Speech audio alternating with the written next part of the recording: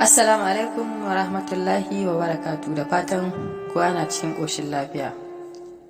Barka da zuwa MYG Multimedia. Idan farkon zuwan ka ne, to da Allah muna roƙonka da ka taɓa mana subscribe. Sannan idan bidiyon ya burge ka mana like. Idan kuma ka riga ka yi, to muna godiya a danna mana like. Kamar yadda muka saba faɗakar da ku da shirye-shirye daban-daban, yau ma insha Allah za mu fara kawo maku wani shiri wanda muke karanto muku labarai waɗanda suka danganci labaran soyayya, labaran abin al'ajabi, abin tausayi, abin mamaki, abin ban haushi da kuma abin ƙarfafa gwiwa, watan motivation. Insha Allah wannan kaman faɗakarwa ne na wannan shirye-shiryen da za mu yi, saboda ba mu saba yin shi ba. To duk wani shiri makamancin wannan da zai biyo baya, insha Allah kawai za mu ci gaba ne, ba sai mun tsaya mun yi gabatarwa ba irin wannan. Wasu masoya ne su biyu, da Anas da Aisha. Anas baya da wani buri a duniya da ya kai ya auri Aisha, duk da kasancewar ta ba ta gani. Ita kuma Aisha a duniya ba ta da wani buri da ya kai ta samu gani, ta ga abin da ke cikin duniya. A wani lokacin ma tana faɗar Allah ya sa za ta gani ko da na kwana ɗaya ne, domin dai ta ga abin da kowa yake gani. Amma a koda yaushe martanin Anas aka yi shi ne, shi yana tsoron lokacin da za ta gani, don yana tsoron gara ta guje shi.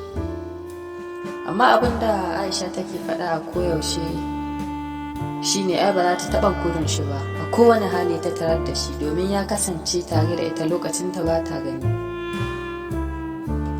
A hakan dai har wani lokaci Allah ya sa likitoci suka kira Aisha, suka mata aiki. Cikin iyawar Allah aka yi nasara, Aisha ta dawo da ganinta.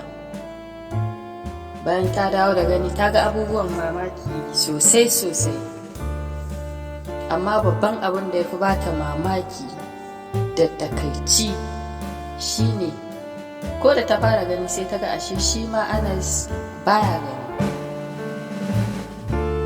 Abin ya bata takaici sosai, amma bata nuna ba. Sai daga baya Anas ya ga abubuwa suna ta ja baya, kamar tana canja masa fuska. Idan ya mata magana sai ta dinga mai magana irin wadda kamar ta rage sansa. Sai can daga ƙarshe dai ta nuna masa gaskiya ba za ta iya aurensa ba. Hakan ya mai ciwo sosai, amma dole ya haƙura, ya daina zuwa gunta. Bayan hakan ne kawai ya yanke hukuncin zai bar gari, saboda baƙin ciki baya son ya zauna gari ɗaya da ita. Bayan ya bar gari, ashe ya bar saƙo a kawo mata. A cikin takardar ba abin da ya rubuta sai, don Allah ki kula man da idanuna. Ikon Allah, ashe ya sadaukar da idanunsa ne domin ya cika mata burinta na duniya. Allah sarki. Amma ita kuma ta kasa cika mashi burinsa na aurenta.